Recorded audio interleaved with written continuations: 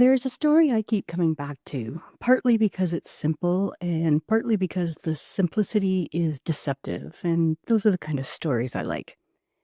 It starts with two farmers working opposite sides of the same river, just literally across from one another, close enough that if one of them was running a loud piece of equipment, the other would hear it. They weren't strangers, they weren't rivals, they were just two people making a living in the same valley, looking out at the same stretch of land every morning, dealing with the same weather patterns and the same unpredictable seasons that everyone in that region had been dealing with for generations. Their farms came from the same history. Both families had been there long enough that the original decisions, like where to build a house, where to clear space for the first field, where to put the well, had all been made long before either of these men were born. They inherited the land and with it a way of thinking about the land, and like most people, each believed his own approach was something close to common sense. One farmer continued with the same methods his father used, and his father before that, not out of stubbornness, but out of familiarity. When you spent your entire life working in a certain pattern, you don't usually call it a pattern, you just call it farming. You trust what you know, you trust what you've survived, and you trust that the land behaves more or less the way it always has, because the alternative is admitting you might not understand the thing your livelihood depends on. The other farmer wasn't rebellious or radical. He was simply noticing things his neighbor didn't think were worth noticing. Subtle shifts in the soil after heavy rain, the timing of certain insects, the way certain patches were drying out faster than they used to. None of these observations were dramatic on their own, but together they formed a picture he couldn't ignore. And so he began adjusting, rotating crops, changing the way he watered, resting parts of the field that his grandfather would have insisted should never sit empty. They got along well enough, but like most people who share an environment and see it differently, they had long-running disagreements. Small things at first, the kind of debates that feel harmless because they happen over fence posts or while repairing a gate. But underneath those conversations was a quiet conviction on both sides that the other man was missing something obvious. And then one summer, the river dropped lower than either of them had seen in years. Not catastrophically low, not, panicking the streets low, but noticeably low, low enough that both men paused at almost the same moment and realized the water wasn't where it should be. And this is where human nature takes over.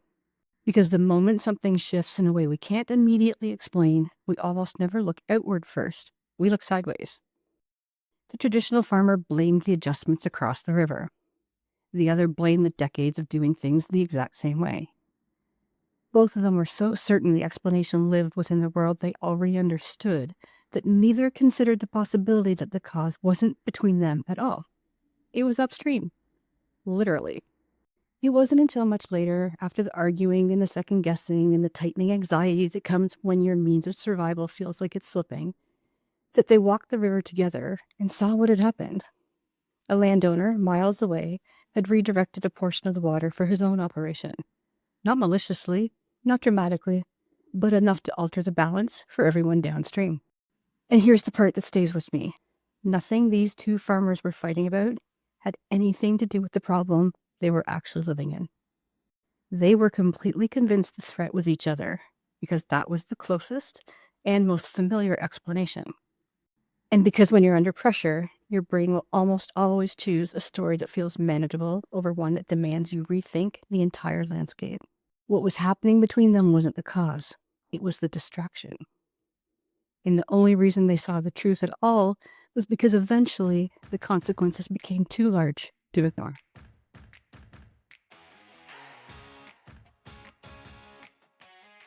What interests me about the farmers isn't the disagreement itself. People have disagreed for as long as people have existed. But what sits underneath the disagreement? The moment the river dropped, both men reached for the explanation that fit most easily into the world they already understood. Not because they were narrow-minded, but because the body does something long before the mind does. It evaluates risk. The nervous system is constantly running a kind of background surveillance. It's checking for changes, for disruptions, for anything that feels out of pattern. You don't think about this happening at all. You don't feel it happening, but your body is always comparing what's in front of you to what it expects to find. And when there's a mismatch, the first response isn't curiosity, it's caution. When the body detects uncertainty, it shifts resources. The prefrontal cortex, the part of the brain responsible for deliberation, nuance, and perspective, becomes less involved, not because you're unwilling to think, but because your physiology is prioritizing short-term stability over long-term analysis. You might need to be able to run somewhere versus think about, what you're getting for groceries tomorrow. The deeper structures take over, and their job is not to understand the full picture. Their job is to keep you alive through the next moment. This is why humans so often default to familiar explanations, even when the evidence is pointing somewhere else. Familiarity feels less risky. It requires less metabolic costs. And in an environment where people are already stretched thin, exhausted, overstimulated, sleep-deprived, juggling too many inputs at one time, and the nervous system doesn't have the bandwidth to hold multiple possibilities. It collapses the world into the version that seems less threatening. We like to imagine we evaluate situations based on logic, but biology shows something different. We evaluate based on how much strain the system is already under, and most people today are carrying far more load than they realize. When your nervous system is stretched, when you're underslept, overwhelmed, inflamed, or constantly switching tasks, your tolerance for uncertainty drops without you noticing it. You don't feel the internal shift, but you do feel the fallout. You get irritated faster. You lose patience with things that normally wouldn't bother you. You react sharply and then wonder why. You avoid conversations that ask too much of you. You get defensive over things that don't usually matter. This is what a taxed nervous system looks like on the outside. It's not about choosing a side, it's about reducing internal demand. The stress system doesn't want nuance. It doesn't want complexity. It doesn't want to hold conflicting ideas and tease them apart. It collapses the world into something smaller and more manageable because that feels easier to survive. People think they're defending beliefs, but most of the time they're defending whatever version of reality feels least overwhelming in that moment. And once you understand that, human behavior stops looking like stubbornness or division. It starts looking exactly like what it is. Biology trying to protect itself. And that just allows us to hold so much more grace for each other.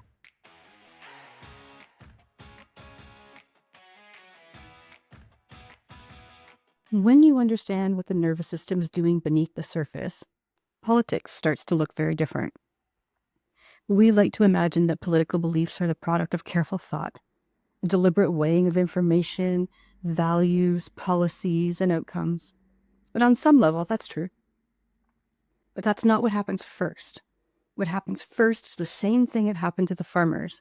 The nervous system reaches for the explanation that feels most familiar, most predictable, or simply the least taxing to engage with. Politics offers ready-made interpretations of the world. It gives people a slot to place their uncertainty into. It tells them, this is what's happening, this is who's responsible, this is what you should be concerned about. That alone is incredibly relieving when your internal capacity is already stretched thin. We treat politics as if it's a purely intellectual exercise, but for most people, it functions more like a regulatory tool. It simplifies a chaotic world into something that feels more manageable. And the more overwhelmed someone is, the more appealing that simplicity becomes. It saves them from having to think through every new piece of information on their own. This isn't a flaw in the individual. It's a feature built into the system. Modern political discourse is designed to meet the nervous system where it already is. Overloaded, reactive, scanning for quick signals of threat or safety. That's why political narratives are often framed in binaries. It's not just for rhetorical effect. It's because a stressed mind gravitates toward clear lines. Right versus wrong. Us versus them. Good versus bad. These categories are easier to metabolize than the messy, uncomfortable truth that most problems don't have a single explanation, and most solutions have trade-offs. And when someone's internal capacity is low, those trade-offs feel intolerable. You can see this in how people respond to political conversations. They'll say the topic stresses them out, but the stress didn't start the conversation. It simply revealed how little bandwidth they had left.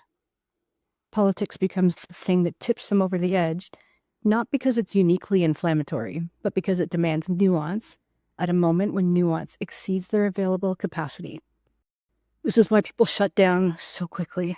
This is why debates escalate faster than they should. This is why someone can appear rigidly attached to a viewpoint they never examined closely.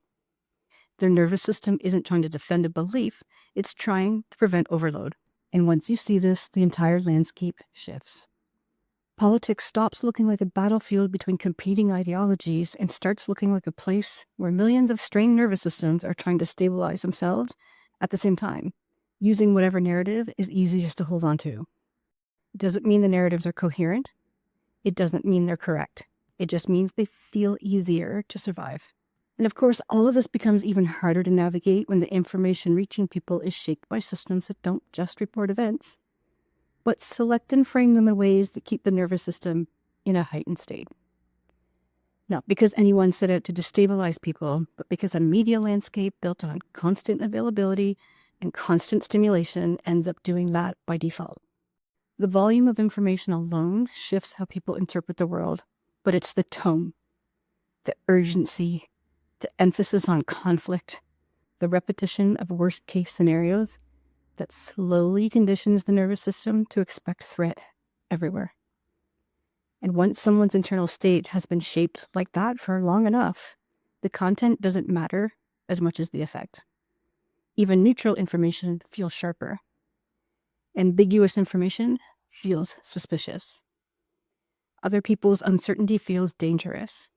And the person isn't responding to the event itself anymore. They're responding to the accumulated tension their body has been carrying for years without any true pause.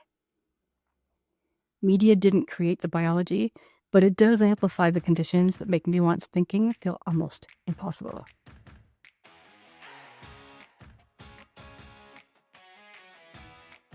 When you start paying attention to how the nervous system makes sense of the world, you begin to realize that most of what we call beliefs are really downstream from the conditions we were raised in, the stories we absorbed long before we knew we were absorbing anything, and the expectations we inherited without ever consciously choosing them. Culture is the container for all of that, not the glamorous version we celebrate through music or food or icons, but the quiet architecture that decides what we notice, what we ignore, what we take for granted, and what we assume is simply how life works. Culture is rarely loud. It doesn't announce itself. It seeps in through repetition. It takes shape through the things we're taught not to question. And the most powerful part of culture is almost always the part we don't see, but it's the part that informs our reference points without ever revealing that it's doing so. Every country has its own narrative about what it means to be one of its citizens, not the legal definition, but the emotional one, the identity, the sense of this is who we are. And it's interesting how these stories persist even when the evidence doesn't necessarily support them anymore. In Canada, for example, we've built an enormous amount of cultural identity around the idea that we are reasonable, polite, moderate people who don't get swept away by extremes. We pride ourselves on being rational. We pride ourselves on being measured. And we repeat that story so often that it becomes a kind of comfort, a reassurance that no matter what happens, we're the calm ones. But stories like that come with a cost, because the moment you assume your culture is immune to the pressures affecting everyone else, you stop noticing those pressures altogether. You start believing that division is a problem other countries have. You assume that deterioration happens elsewhere. You tell yourself that the anxiety you're feeling is personal, not systemic, and you explain away the overwhelm because it doesn't fit the narrative you inherited about who we are. Culture is incredibly good at shaping what people see and even better at shaping what they don't. It teaches you what counts as normal. It teaches you what you're allowed to struggle with. It teaches you what you should be grateful for, even if that gratitude is masking frustration.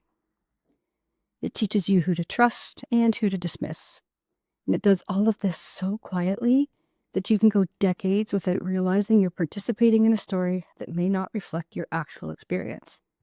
And when you combine that with a nervous system that is already under strain, the cultural story becomes even more powerful because it offers an interpretive frame that feels familiar and safe. Even if the frame is outdated, even if it's inaccurate, even if it prevents people from acknowledging the very real ways their lives have changed.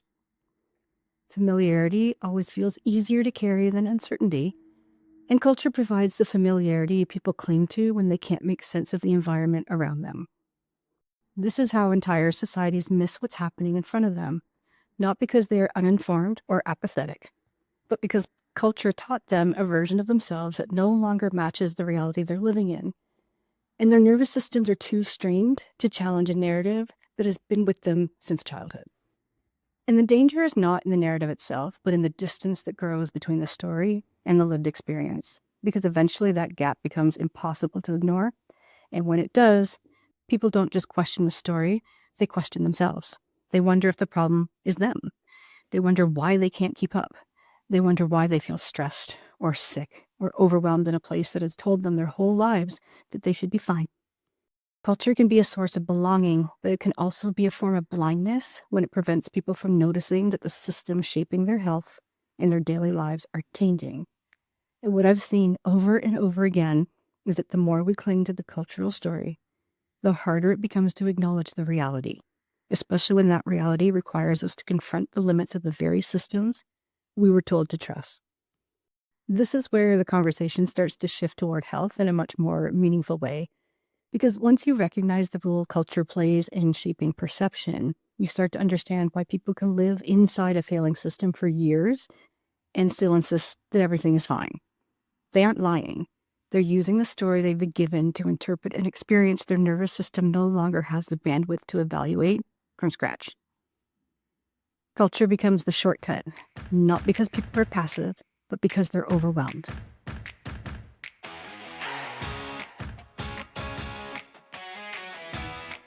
What becomes unavoidable once you start looking at culture this way is how much of our national identity has been built on the idea that we have one of the best healthcare systems in the world. It's a story people repeat almost reflexively, not because they've examined it closely, but because it has been handed to them as a defining feature of what it means to live here. You grow up hearing that healthcare is our great differentiator, the thing that makes us compassionate, reasonable, morally sound. It's woven into our sense of superiority, even though we rarely admit that part out loud. For a long time, the story worked well enough. People had family doctors. Emergency rooms were busy, but not chaotic. Surgeries were delayed, but not dangerously so. The system wasn't perfect, but it functioned. And when something functions, you don't really question the story attached to it. The part for me that's really hard to ignore is that we're not talking about a small, underfunded system struggling to keep up. Canada was expected to spend about $372 billion on healthcare in 2024. That's more than $9,000 per person.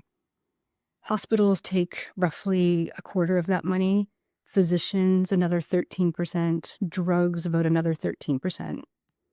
So those three categories alone represent over half of everything we spend. And that's just the part we can see. Because the rest, that's kind of where the story starts to fall apart. Because even with the best publicly available data, it's almost impossible to get a clear, detailed breakdown of where the remaining dollars go. And that's almost half. There are fragments, long-term care here, some capital spending there, community care over here in another report, mental health buried somewhere else. Every province reports differently. Federal contributions get blended into provincial budgets. Municipalities carry pieces of public health. Private insurers cover what the public system won't to the tune of about 30% of all the money spent. And the moment you try to map the entire landscape, you run into a wall. The system doesn't function as a system. It functions as siloed, disconnected parts, each accountable only to itself. What makes the situation even harder to ignore is what Canadians are getting for all of this spending. Chronic disease is exploding to the point where nearly 1 in 3 adults is living with more than one major condition, and the trend hasn't slowed in over a decade. The number of people unable to find a family physician has doubled within a few years, leaving millions functionally outside the system even as the budget climbs. Emergency departments across the country are reporting record high wait times, not hours, but full-day waits becoming normal in urban centers. For example, in Ontario, advocacy groups and auditors documented hundreds of temporary emergency department closures in 2023. The Ontario Health Coalition counted about 868 closures from January to November of 2023. And reporting from 2024 to 2025 shows that closures and reduced hours events continue in many communities. Mental health-related disability claims have risen so sharply that insurers now treat them as the single largest driver of long-term disability costs. We're also seeing measurable delays in diagnosis and treatment. National surveys and reports show median waits for GP referral to specialist treatment rose to 30 weeks in 2024. That was the longest recorded. And CIHI and provincial data document longer waits for imaging and some surgeries compared with pre-pandemic years. Delays that the literature links to worse outcomes, more pain, and disease progression while patients wait. These are not the indicators of a system that's simply strained. These are the indicators of a system that can't deliver on the story Canadians were taught to believe, even as the spending keeps climbing. The thing that stands out to me is not that the system is crumbling under the strain. Systems struggle everywhere. What stands out is how difficult it is for people to say it out loud. There's a reflex, almost a cultural defensiveness that rises the moment someone points out the reality. You can see it instantly. The story overrides the experience. People say, well, at least we don't have it as bad as other countries, even when their own experience contradicts that reassurance. These aren't bad people. They're not lying. Their nervous systems are doing the same thing the farmers did, reaching for the narrative that feels familiar, because the alternative demands we acknowledge something far more uncomfortable, that the story we were handed is no longer matching the world we're living in. When a system that once worked begins to deteriorate, the cognitive dissonance is enormous. People don't want to believe they're unprotected. They don't want to believe they're unsupported. They don't want to believe they're living in a country that feels different from the one they were promised. And so they hold tighter to the cultural myth, not because they're naive, but because it feels safer than letting the full weight of the truth land. And the truth is, our culture taught us to outsource health, to trust that the system would catch us when we fell, that illness was something to hand over to professionals, that the responsibility for well-being lived somewhere outside of us.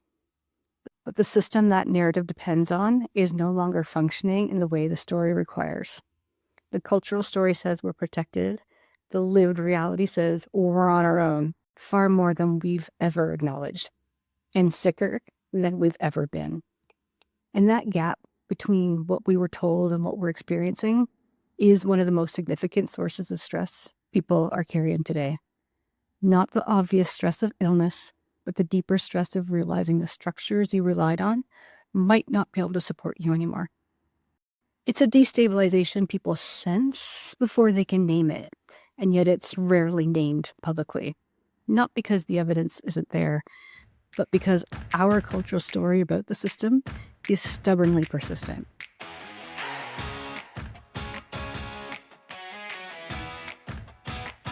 What makes all of this even more interesting to me is that we've been here before.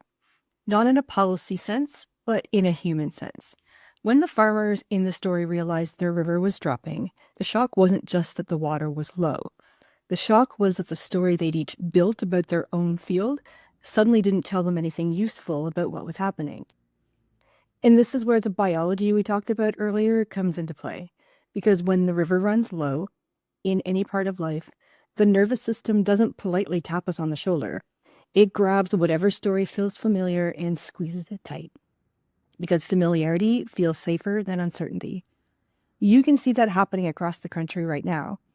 People know something is changing, even if they don't say it out loud. They feel it in the subtle ways. The simmering irritability, the short temper that flares faster than it used to, the fatigue that doesn't respond to rest.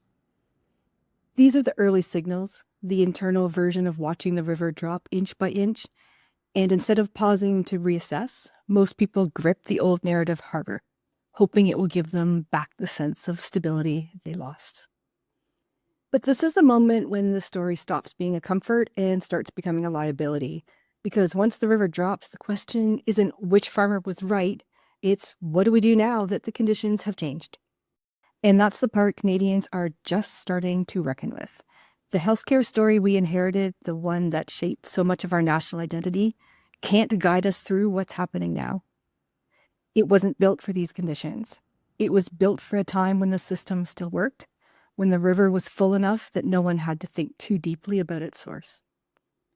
So we're left with the collective nervous system clinging to an old narrative while the world around us keeps shifting. The healthcare system is only one place where this shows up, but it's a powerful one because it exposes something bigger, that our cultural reflex is to look outward for safety, to look upward for solutions, to wait for someone else to fix what feels overwhelming. And yet, just like the farmers, the moment of truth arrives whether you're ready or not. The river runs low. The old story loses its usefulness. And what's left is the uncomfortable but liberating realization that you can't outsource the responsibility you've been taught to hand over. This is where things finally start to make sense. Not in the political sense, not in the picking side sense, but in the human sense. Because once you notice the river dropping, you can't pretend the story is enough anymore. You have to choose what happens next. You have to decide whether you keep clinging to the familiar story or begin building something that actually matches the world you're living in now. And that's where the next part of this conversation takes us.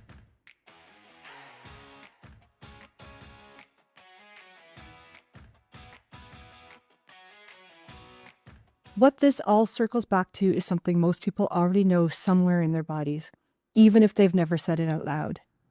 You can't buy your way through the basics.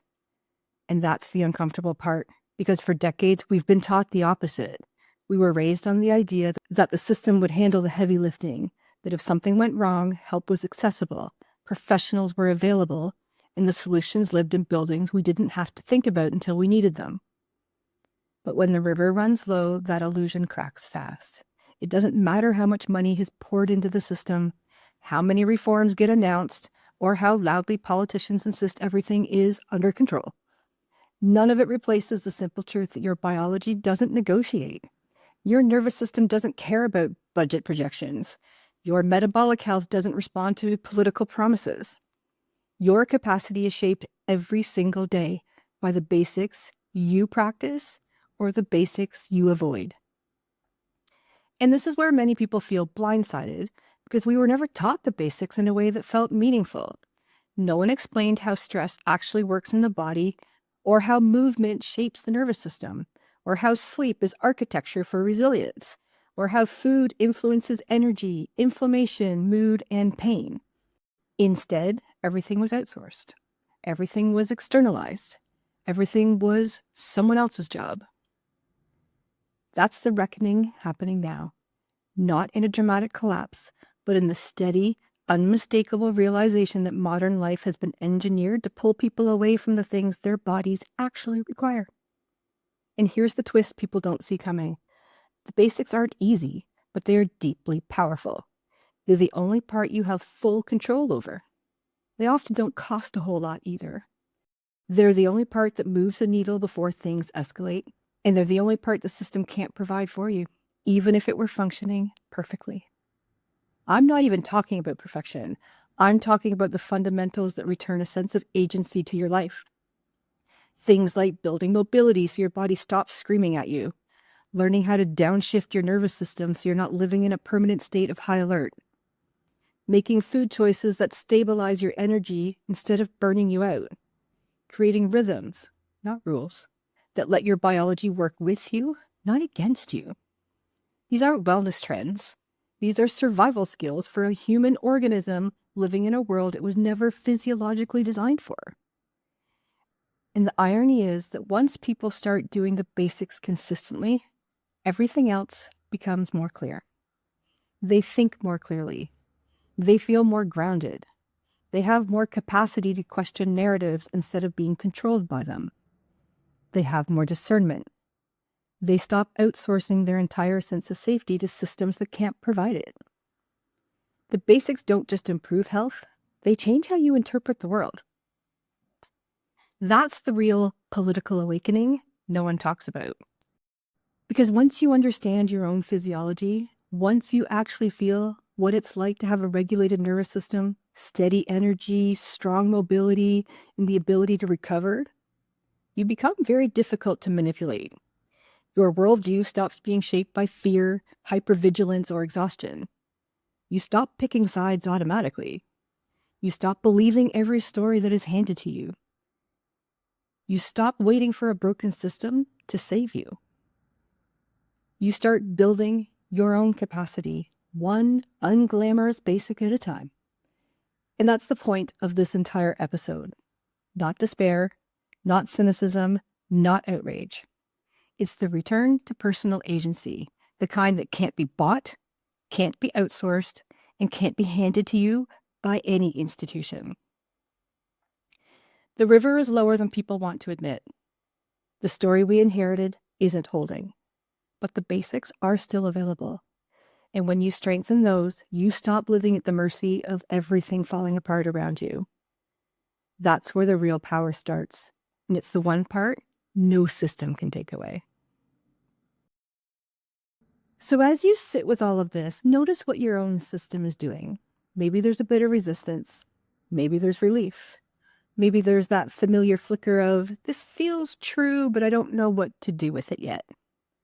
That's the whole point. This isn't about giving people another ideology to grab onto. It's about reclaiming the capacity to think clearly in a world that benefits when you don't. And if this episode stirred something, if it made you pause even for a moment, that's your signal that you're not as powerless as the larger system makes you feel. The basics are still yours. Your biology is yours. Your agency is still yours. This series exists because these conversations need to happen out loud, not in echo chambers, not in political slogans, not in those tired for or against scripts, but in real communities where people are starting to see the cracks in the story and want something better. So if this resonated, be part of that. Share it with someone who's been feeling the strain but hasn't found the language for it. Add your voice in the comments, not to argue, but to expand the conversation. And if you want more episodes like this, make sure to like, subscribe, follow, all the usual things that help this reach the people who need it. We can't rebuild the system overnight, but we can rebuild capacity. We can rebuild clarity. We can rebuild agency. And that shift, starting in the nervous system, not in Parliament, is where real change actually begins. See you in the next episode.